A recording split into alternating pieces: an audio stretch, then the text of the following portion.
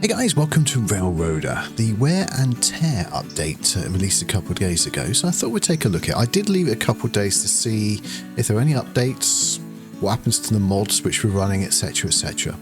So the first thing I'm going to show you, well, the first thing you'll notice is I've made the GUI really large. The reason I've done that so I can show you this.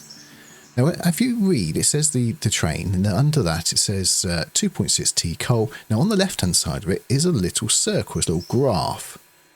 So that's actually showing you the percentage of what it's actually got. So we can see it's just got just under half, whereas the water, it's very little water left.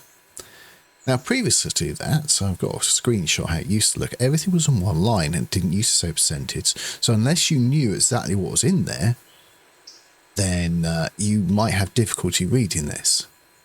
Now looking at the wagons here, if I press tab, we can see these three are going back. Now again, once again, if we look, we've got that little circle at the front telling us it's 100%, 100%, 100%. So if we look at some of these ones, so that's only about a third done. That's basically nothing touched. That was nothing touched. Now this is replacing, or it seems to replace the better UI mod. Now, we'll talk about mods in a sec. This one hasn't been updated though, and this one doesn't work anymore. Previous to this, I was running that mod, and what it would actually show you, again, going back to this screenshot, it would have the one line, but at the end it would give you a percentage. So the next change we're going to look at is the GUI. First of all, there's a slight difference in this colour. Nothing major. The buttons are generally the same. We press select on this, we get the controller bottom left. You'll notice there's now a background on this where there wasn't before. It's just pretty much the four sliders here, but now you've got these buttons as well. The speedo isn't as good as it was, so if we take the brake off, you'll now see it just says 1, 2, 3, where it used to give the increments in between, like 1.1, 1.2, 1.3, so unfortunately that is a slight downgrade. You can change it from road to yard directly on here, as you couldn't before. There's the button there, so you can change, so you can simplify controls, and you can bring up the menu by clicking on it.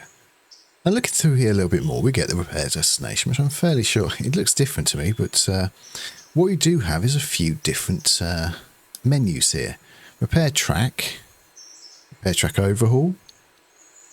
Because obviously the main update is wear and tear. Now the devs have already made an adjustment to wear and tear, bringing out a new patch. You'll see a minimum of 5% damage every 100 miles.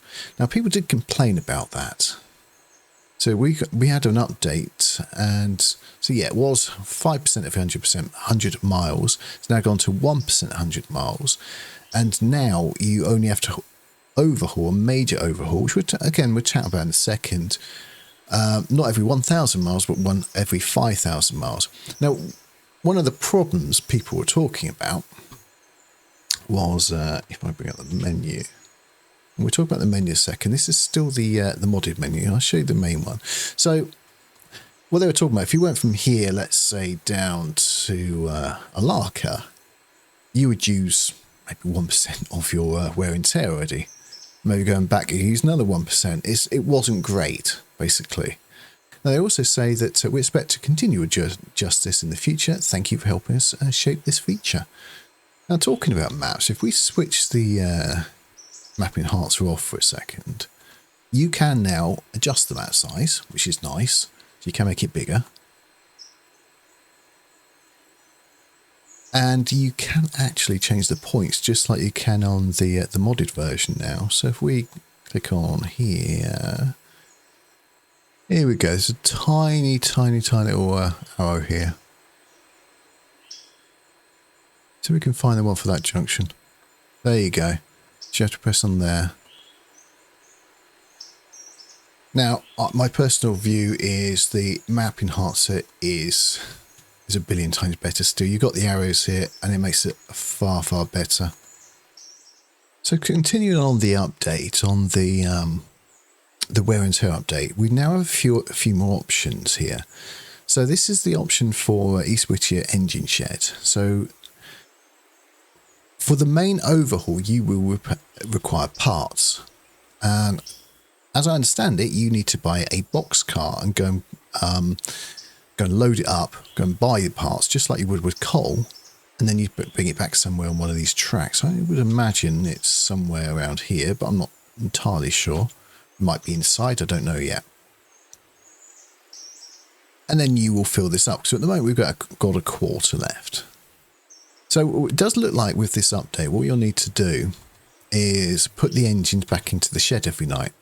So what will happen is you'll have to hire someone and keep them hired.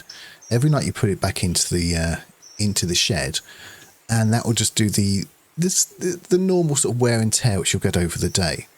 But every 5,000 miles now you have to do a proper repair, and that will cost the actual these parts, which you'll need to buy. I don't know how many parts it's going to take per engine. It depends what percentage the loco is going to be at.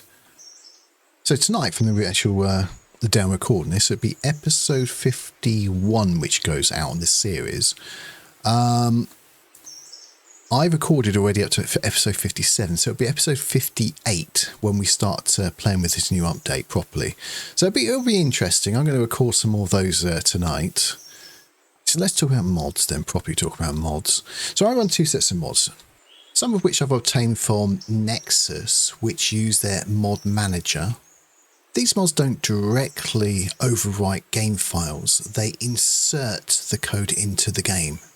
Map Enhancer initially didn't work, updated to 1.51, did work. This one worked, the utilities work, continued to work. Better UI mod, as we can see, it doesn't work, so I've had to disable it. Railloader does overwrite some files, and right now, for instance, some work, some don't. Now this one's quite funny, the East Witcher crossover. This is East Witcher, and this was a set of points here, which I was using quite a lot actually. The Railloader didn't work when we got the game updated, but then there was an update on his website to, what version is it? I wrote this down, didn't I? Okay, I updated to 1.801. After the update, when loading the game, I did receive a message that Harmony was out of date. I closed the message, loaded the game, and Railloader did actually load in. The mods then did actually load, including the set of points which we're looking at. However, there has been a further update, which I suspect has broken the Stranger Customs mod there, which all the track mods use, which is why it's now not loading.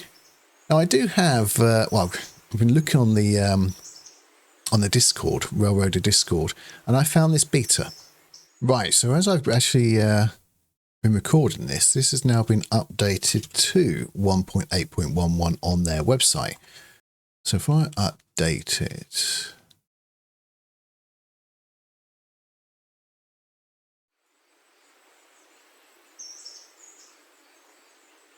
fix Harmony. There's a decent chance Harmony has been updated. Restart the game to make sure. Oh, we still don't have that. Right, so the next thing we can do, we can try to fix this, is Stranger Customs. Now, I've just downloaded the next version of it. All we have to do, in theory, is just put it over there. So it's successfully updated. Here we go. It's working.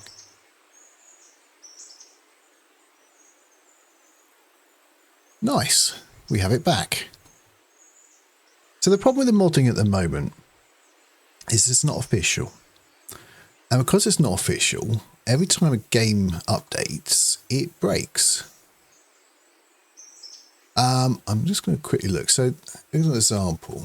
Let's move this across. This is Nexus mods. So, this is one of them, for instance, here.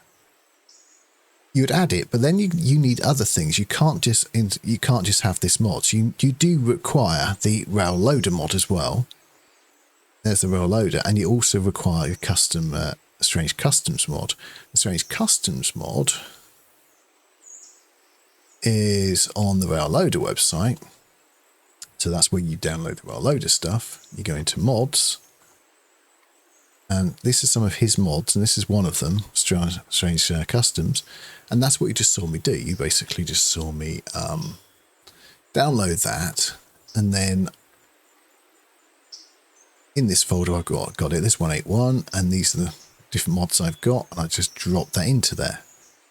To be honest, most of you won't be running mods, and this is not certainly wasn't meant to be a tutorial. It's just that showing you the sort of things you have to do to update when you are